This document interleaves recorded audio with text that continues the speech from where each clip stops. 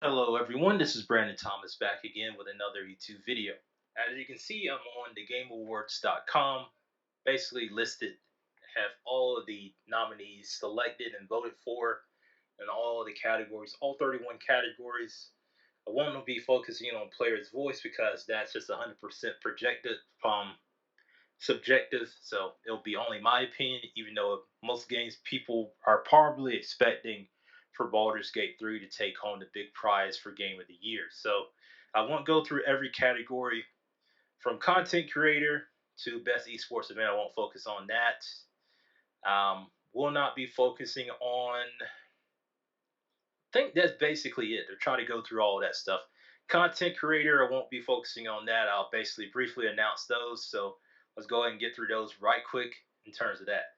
Content creator, I went with people who make games. Best esports game, I went with Valorant from Riot Games. Best esports athlete, here's Faker. Best esports team, JD Gaming, League of Legends.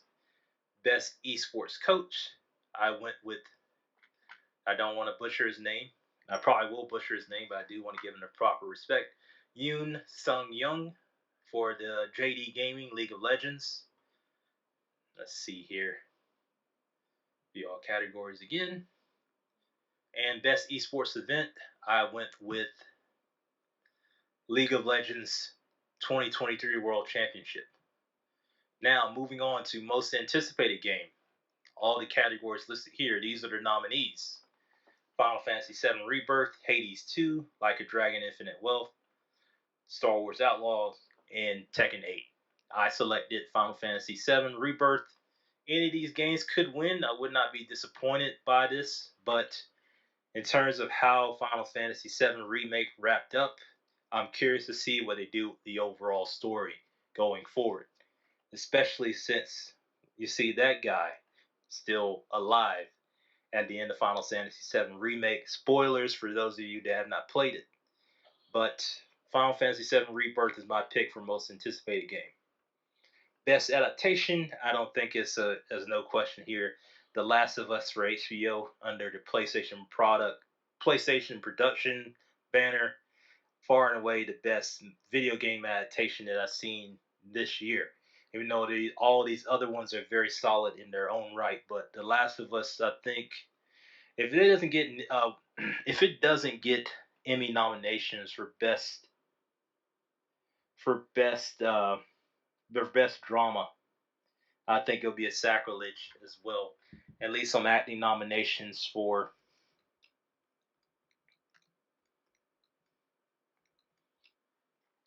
Bill, who is played by Nick Offerman. He doesn't get at least any best supporting or best guest performance nomination in it. However, the Emmys work. If there's no nominations levied for The Last of Us for HBO, I think that'll be a sacrilege to the team that crafted a great show, regardless of the source material. And they followed the source material pretty well. It was with that one deviation that they made, and particularly with Bill's backstory, I thought was probably one of the more heartbreaking and one of the more compelling hours of television that I think I've seen this year so far. Best multiplayer, it can go to either one, but I went with Super Mario Brothers Wonder for Nintendo. Baldur's Gate 3, I've been hearing a lot of good things about it. Diablo 4 is a lot of fun, but it had a great launch at the very beginning, but unfortunately it stumbled quite substantially. So much so it's really not in the contention for Game of the Year, which most people were predicting it would pop up at some point. But with Blizzard being Blizzard, unfortunately, they are, at least in some key categories, at least multiplayer, but and best RPG. But I don't think they're going to take home the win for this one. So I went with Super Mario Brothers Wonder. For best sports racing game, the only one that I'm more likely to play here is Forza Motorsport. Not really big into soccer. F1, I never really got into that either. Hot Wheels, I have not played the first one, so I can't go into it. But so it'll probably be a bias that I have for the Forza series. So I'm going with Forza Motorsport. Best sim strategy, once again, bias is showing Advance Wars 1 and 2 Reboot Camp.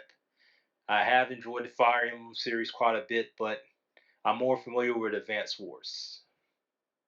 For best family game, this could go to any of these individuals here, but I feel that Super Mario Brothers, for adding four-player co-op, couch co-op, nonetheless, to the overall aesthetic of playing up to four different characters, not being just beholden to Mario and Luigi, definitely added a very unique gameplay mechanic to the overall structure of the game. It's a very whimsical and very interesting take on Super Mario Brothers, but they did a really good job of bringing in a large co-op couch, one that demands to be played on couch co-op. It's great to play by yourself, which that unfortunately I have been doing. But if you had the opportunity to play with three other friends, up to three others, you can really get more enjoyment out of the game.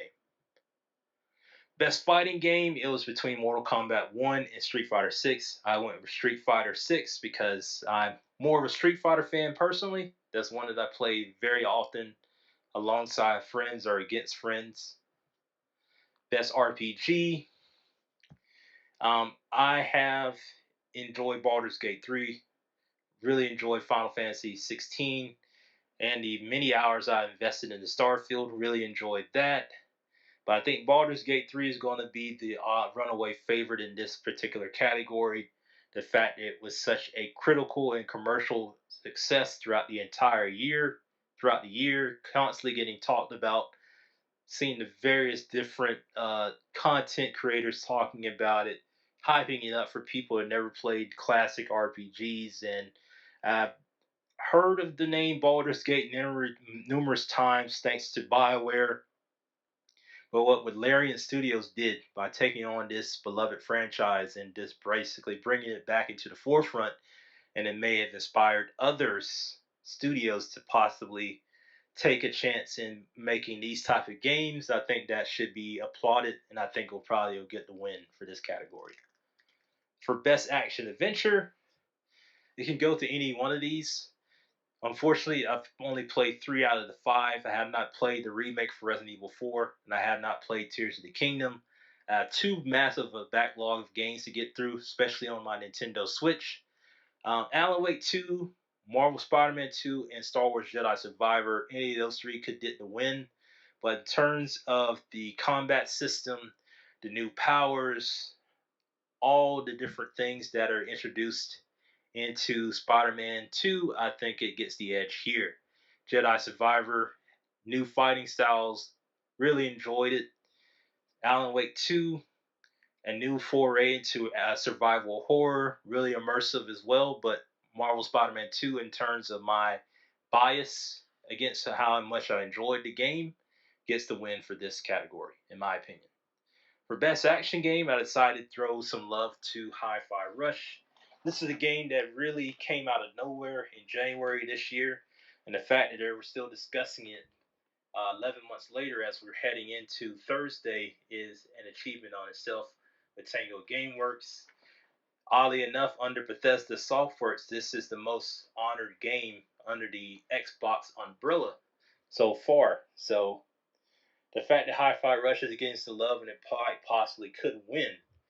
But FromSoft with Armored Core 6, Fires of Rubicon could take it here, but I chose Hi-Fi Rush. For best VR/AR, Gran Turismo, Resident Evil Village, and Horizon Call of the Mountain. Those are the ones I'm more familiar with. I decided to give the edge to Horizon Call of the Mountain. For best mobile game, the only one that I played here is Final Fantasy VII Ever Crisis. So that got my vote there. For best debut indie game, Cocoon and Dredge. I've been hearing a lot of positive things about that. I decided to give it to Cocoon. Here's the controversial category. We have Cocoon, Dave the Diver, Dredge, Sea of Stars, and Viewfinder. Dave the Diver, even though it is developed by Indie Studio, is under the Nexon umbrella, which is a very large publisher of popular games. So it could win here. There could be a little bit of crones or cringe regarding that. I went with Sea of Stars. That's the one that I'm more familiar with out of this bunch. Cocoon, I did invest some time into it as well. Got to get back into it, but Sea of Stars gets my vote there for best independent game. For best community support, this could go either way. It could go to any of these games. I chose Cyberpunk 2077. In terms of the studios that I've been following on social media, CD Projekt Red has been a lot more transparent and responsive to the community and acting, talking with its players, updating the content to make the game better to where it should have been when it launched back in December of 2020.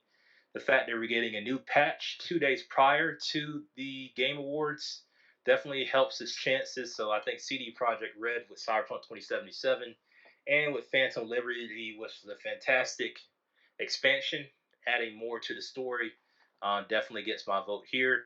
I think Destiny 2 would be a nice surprise. It could be taken either way because I know the community support department definitely got hit pretty hard during the layoffs under Bungie.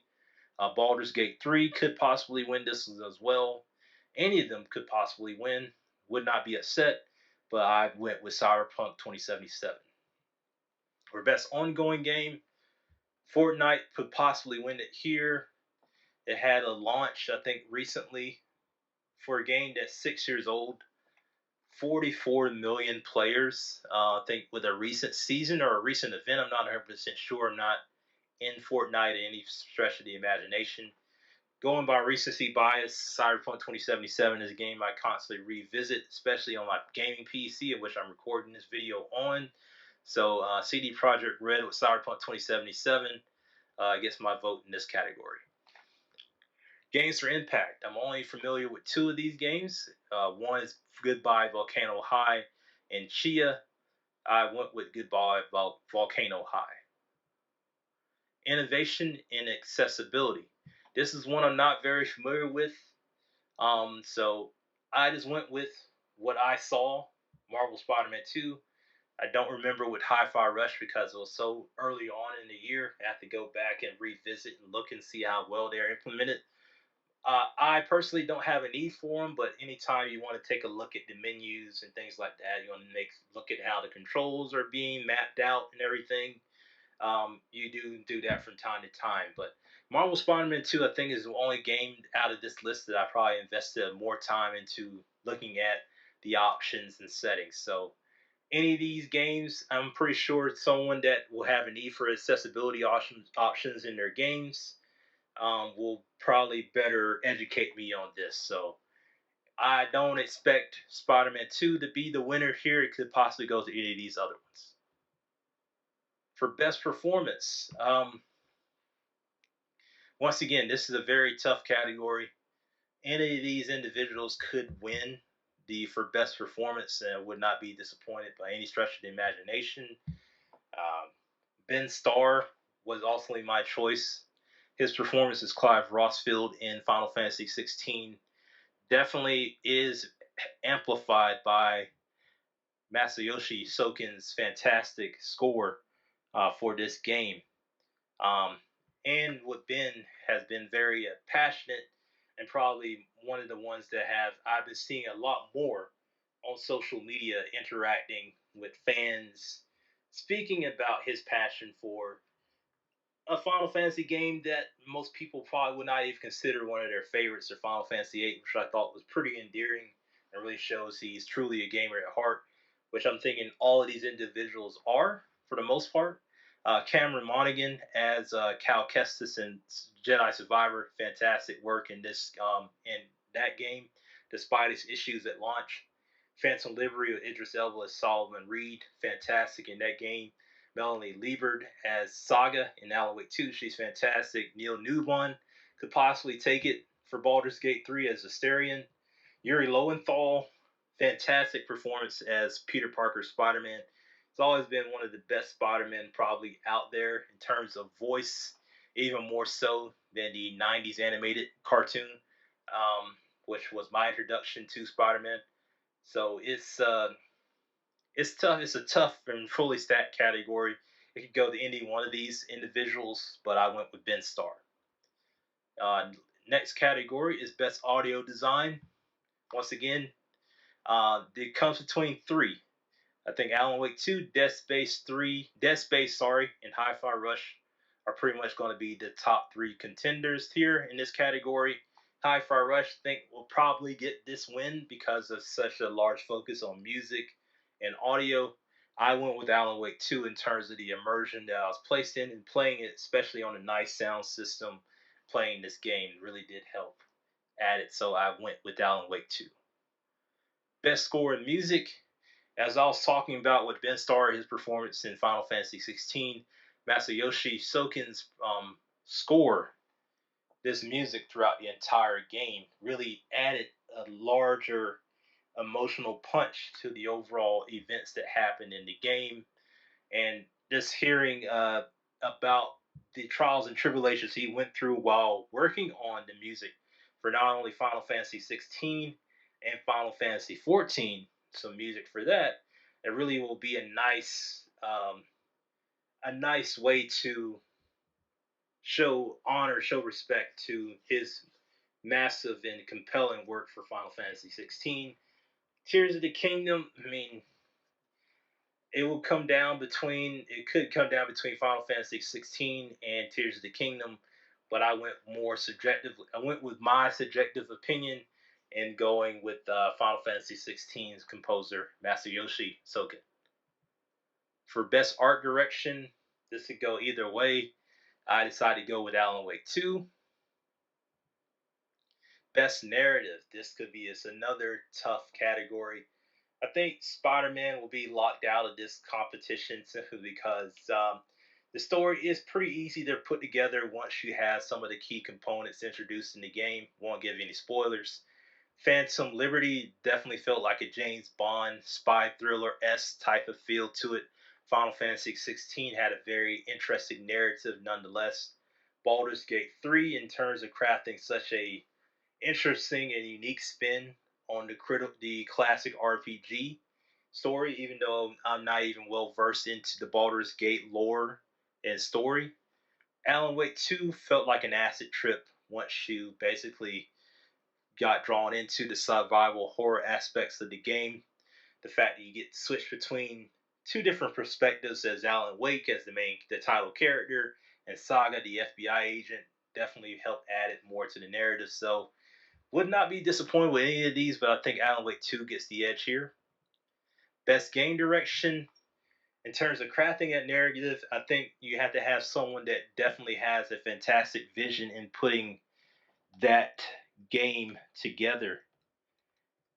And with Alan Wake 2, Sam Lee and Kyle Rowley, they did a fantastic job allowing shifting in between live action and motion capture with their actors. They had those components in Alan Wake, the original Alan Wake, and with Quantum Break, but they take it into great effect in this game. Like I said, it feels like an acid trip when you're playing it, 15 to 20 hours worth of that, but it's a very compelling story nonetheless. Definitely one of my favorites of 2023. But ultimately, I don't think there'll be enough to carry it to Game of the Year. My personal Game of the Year, it's always been between these top three here, but to be subjective and to best really give myself some brownie points if I ever get an opportunity and go into like a Game Awards pool or something like that, I'm going what I think will probably be the one to beat, and that of course is Baldur's Gate 3 from Larian Studios. The fact that so many people were introduced to the classic RPG with this particular game for a franchise that's been around for well over 20 years, it really shows a testament to Larian Studios and their commitment in bringing this game to life. And the fact they're releasing it finally onto the Xbox Series X and S this month, I think this will be a nice, resounding way to cap off the year for Larian Studios with the win for Baldur's Gate 3. But anyway, guys, this video is going on 20 minutes, which I was not anticipating to do so. But let me know what you think down below of my picks, if you agree or disagree with any of them. Will you be watching the Game Awards when it comes out on Thursday? wherever you decide to watch it. If you're watching it at home or streaming it with your favorite content creators, what have you. But let me know what you think down below. Thank you guys so much for watching, and I'll catch you in the next video. Thanks.